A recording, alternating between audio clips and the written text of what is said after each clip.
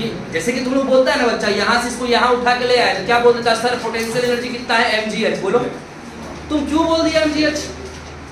क्या यहाँ का जीरो था? अरे बच्चा एक बात बता, जो अच्छी बात बता, यहाँ से अगर हम बोलते हैं क्या कि m इंटू जी इंटू एच, मेरे लिए रेफरेंस तो मेरा ये फ्लोर था ना, लेकिन कोई रोड पर होगा, कोई रोड पर होगा तुम्हारा तो क्या बोलेगा mg इंटू वो, उसका हाइट ज्यादा होगा ना। अब बताओ, तो पोटेंशियल एनर्जी किसी पॉइंट का डिफाइन नहीं होता है बच्चा, चेंज डिफाइन होता है। बोलो क्लियर है? ये पढ़ चुके हैं हम लोग। तो ये बताइए delta U change, potential energy का डेफिनेशन यही है, मैथमेटिकल डेफिनेशन। फिर से बता रहा हूं मैं, मैथमेटिकल डेफिनेशन। नहीं याद आया किसी को? डेल्टा यू इक्वल टू, अभी लाइन भी लिख दिए फिर भी नहीं याद आया? याद करो, delta U equal to minus times work done by conservative force, conservative force, या फिर plus times of work done by external force. ये है तुम्हारा डेल्टा यू इक्वल टू। बहुत इंपॉर्टेंट बच्चा, ये बहुत इंपॉर्टेंट है। कितनी बार बोले है ना, कितनी बार बोलूं मैं? अब यहां सवाल कितनी बन सकता है बच्चा? Work done by conservative force निकालो, उसका नेगेटिव निकालो, वही तुम्हारा क्या है? Change in potential energy. ठीक है? अच्छा, कंजर्वेटिव फोर्स का एग्जांपल बताओ, जल्दी आओ। कंजर्वेटिव फोर्स का example, what is conservative force? What is conservative force? भक्ति फेंका जाओगी? स्नेहल किसको पता है? What is conservative force? Conservative force क्या होता है? अभी 2-4 दिन पहले ही बताया, तुम लोग पढ़ता लिखता नहीं है क्या? हाँ, डज नॉट डिपेंड ऑन, बिल्कुल। दो डेफिनेशन था कंजर्वेटिव फोर्स का, कि उस फोर्स की वजह से जो वर्क डन है बच्चा वो पाथ पर डिपेंडेंट नहीं। याद करो ना बच्चा, अगर हम यहाँ से h हाइट पर ले जा रहे थे तो mgh लिखते थे वर्क डन। चाहे तुम इसको ऐसे ले जाओ इस पाथ पर, चाहे तुम इसको ऐसे ले जाओ, चाहे तुम इसको ऐसे ले जाओ, तो क्या वर्क डन mgh लिखते थे ना, पाथ पर डिपेंड नहीं करता था। इसके अलावा भी बहुत सारे थे। चलो, तो हमारे तो भाई इसमें तो ग्रेविटेशन पढ़ने का है।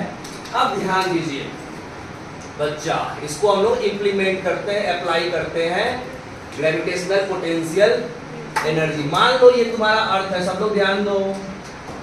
मान लो, मान क्या लो, मानना ही पड़ेगा, ये हमारा क्या है? अर्थ।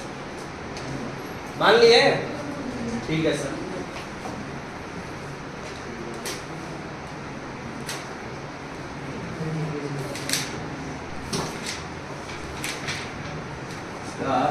रेडियस r है।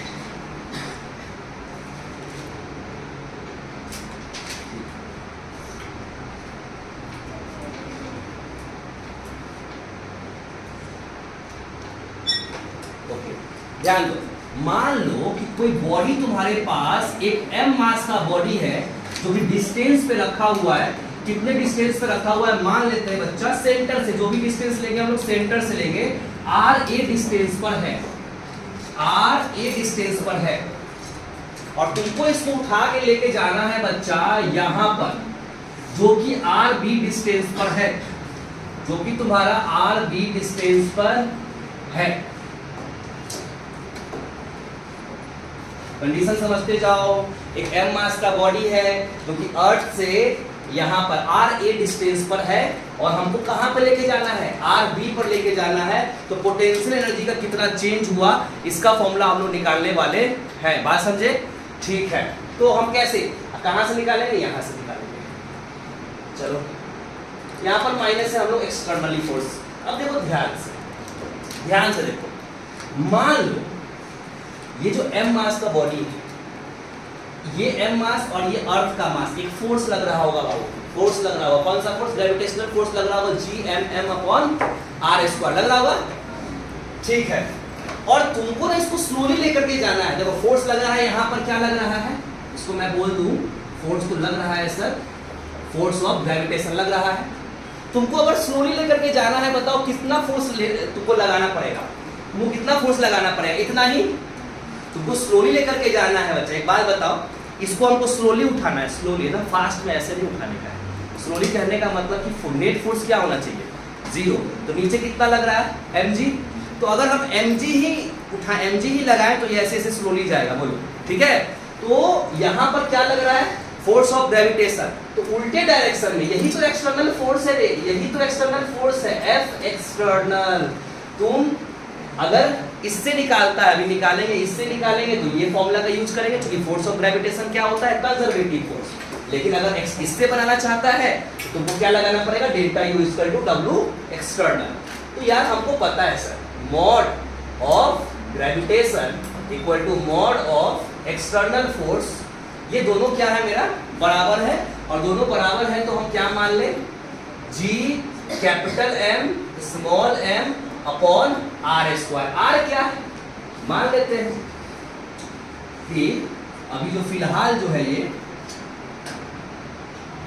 r डिस्टेंस पर ये जो m है, इसको हम थोड़ा सा फोर्स लगा के dr डिस्प्लेसमेंट किए बच्चा, dr डिस्प्लेसमेंट मैंने किया छोटा सा, ध्यान देना। अब बताओ वर्क डन का फॉर्मूला क्या होता है, फोर्स इनटू डिस्प्लेसमेंट, ठीक है। तो हमको भाई निकालना है छोटा सा dw, क्या लिखेंगे, वर्क डन बाय एक्सटर्नल। तो क्या लिख सकते हैं बच्चा, फोर्स एक्सटर्नल, एक्सटर्नल है कि एक्सटर्नल, w एक्सटर्नल है ना, फोर्स की एक्सटर्नल इनटू में क्या हो जाएगा बच्चा, dr वेक्टर, दोनों तो वेक्टर है। अब सोच के बताओ, एक्सटर्नल भी इधर है, dr वेक्टर भी इधर है, एंगल कितना बना 0, डॉट हटाते हैं तो क्या आता है, कॉस की साइन, कॉस 0 का वैल्यू 1, डायरेक्ट लिखूं मैं dw external f external dot हट गया मेरा dr, सही है।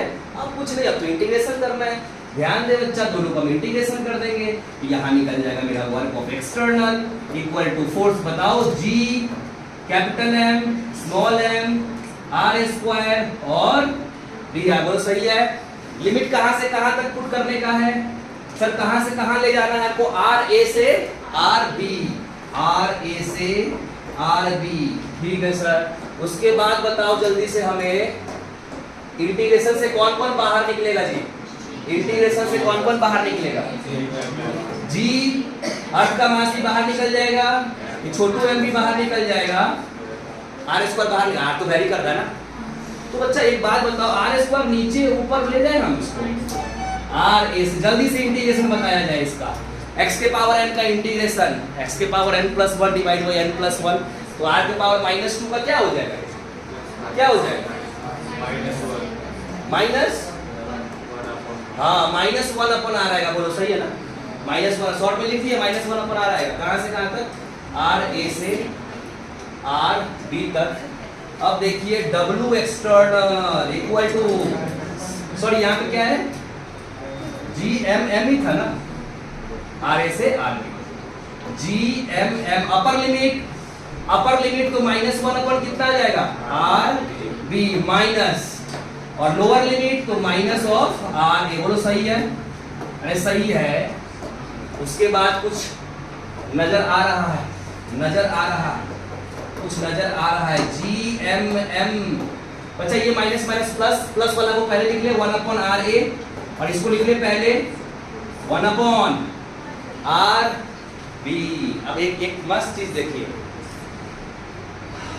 आर ए, ये पूरा क्वांटिटी पॉजिटिव आया कि नेगेटिव आया, पूरा क्वांटिटी पॉजिटिव आया कि नेगेटिव आया, नेगेटिव आया, अरे भाई नेगेटिव आएगा, आर ए छोटू है और आर बी बड़ा है ना रे, आर ए छोटा है, तो ये छोटा है तो ये वाला बड़ा हुआ कि नहीं हुआ, और ये बड़ा में से छोटा जाएगा तो पॉजिटिव मिला ना, यानी जब हम इसको ऐसे करके इंक्रीज कर, मतलब ऐसे हम ले जा रहे हैं तो यानी पोटेंशियल एनर्जी पॉजिटिव आया, चेंज इन पोटेंशियल एनर्जी कितना आया, पॉजिटिव, मतलब पोटेंशियल एनर्जी बढ़ रहा है, बढ़ रहा है, ठीक है। लेकिन अब एक चीज और देखो, एक चीज और देखो, हम मान लेते हैं, हम अच्छा ये क्या है, W एक्सटर्नल, अभी क्या था सबसे ऊपर में क्या था, delta U equal to W external था ना, तो मैं इसको लिख सकता हूं delta U equal to G M M upon 1 upon R A minus में 1 अपॉन आर बी, ओके।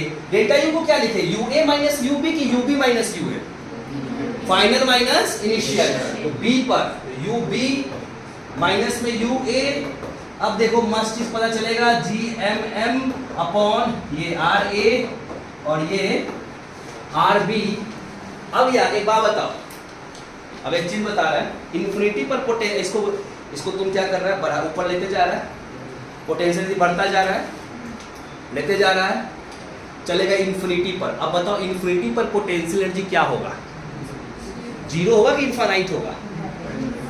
हाँ जीरो। बोले सर अभी तो आप बताए कि सर ये बढ़ता है ना जी, तो बढ़ते बढ़ते जीरो हो जाएगा। हाँ बोलो बोलो, स्पेस में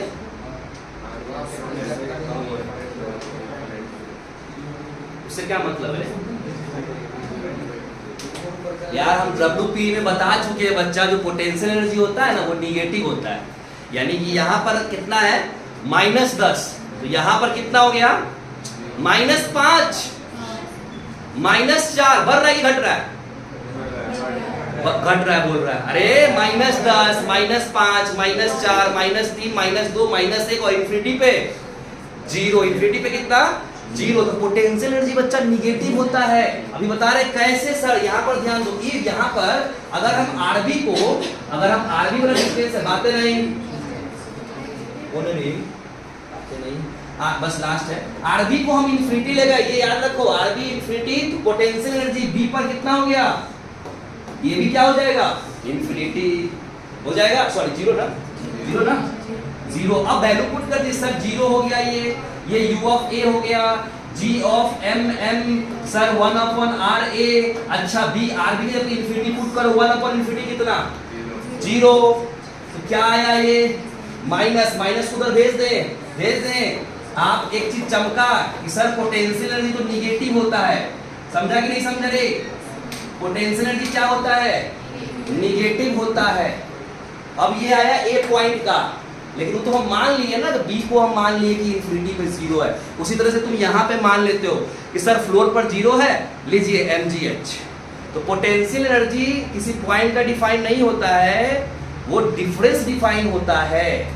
तुम एक पॉइंट को मान लेता है जीरो, बात समझे? तुम मान लेता है, यहाँ मान लिए सर जीरो, और फिर बोलता है mgh, बात समझे? तो पोटेंशियल एनर्जी निगेटिव होता है हमेशा। आज सीखे, इससे पहले नहीं सीखे थे। इससे पहले तो mgh कोई निगेटिव पॉजिटिव का मतलब नहीं था, बट ये है एक्चुअल फॉर्मूला, -gmm/RA। अब एक चीज देखो, तुमको थोड़ा सवाल बताते हैं बच्चा। पोटेंशियल एनर्जी जितना कम हो, वो सिस्टम चाहे वो पार्टिकल ज्यादा स्टेबल कि कम स्टेबल? एनर्जी जितनी कम हो उतना ज्यादा स्टेबल। तो केमिस्ट्री में भी पढ़ा होगा, है ना? तो अगर अब तुम्हारे पास क्वेश्चन आया कि एक का एनर्जी -10 है, एक का एनर्जी 0 है, और एक का एनर्जी +10 है ना? तो अब बताओ यार किसका तुम्हारा क्या होगा, मतलब किसका, जो कौन ज्यादा स्टेबल है, -10 वाला, बात समझे? तो अच्छा अब एक चीज देखना दूसरा तरीके से। इससे तो पहले सब लोग जानते हैं, ये हम एग्जांपल पहले भी ले चुके थे कि इसको गिराएंगे सब नीचे गिरेगा, बोलो नीचे गिरेगा। तो बोले सर पृथ्वी तो खींच रहा है, ये तो सब जानता है ना। लेकिन दूसरा तरीके से, इस तरीके से एक और एग्जांपल नहीं दिए थे जब हम वर्क पावर पढ़े थे, तो याद है ये नीचे क्यों गिर रहा है, ये नीचे क्यों गिर रहा है? न्यूटन साहब को दिमाग में मत लाना कि सर अट्रैक्शन, लॉ ऑफ गुरुत्वाकर्षण, ये नहीं, दूसरा एग्जांपल बोलने का है। अरे यार सोचो। अच्छा सुनो, क्या इसको हम ऊपर लेके जा रहे, पोटेंशियल एनर्जी बढ़ता जा रहा है, ये क्या चाहेगा? क्या ये अनस्टेबल होते जा रहा है? अनस्टेबल। कोई भी चीज क्या चाहता है कि हम स्टेबल फॉर्म में रहें, इसलिए तो ये नीचे जा रहा है, तभी तो इसको स्टेबिलिटी मिलेगा। नहीं समझा? बात समझा? ठीक है। तो ये जो चीज अभी बताए हैं, ये फिर से क्लास 12 में आएगा, बहुत इंपॉर्टेंट है। कहाँ पर मिनिमम, कहाँ पर मैक्सिमम। पोटेंशियल एनर्जी बच्चा हमेशा निगेटिव होता है, ध्यान में रखने का है, ठीक है।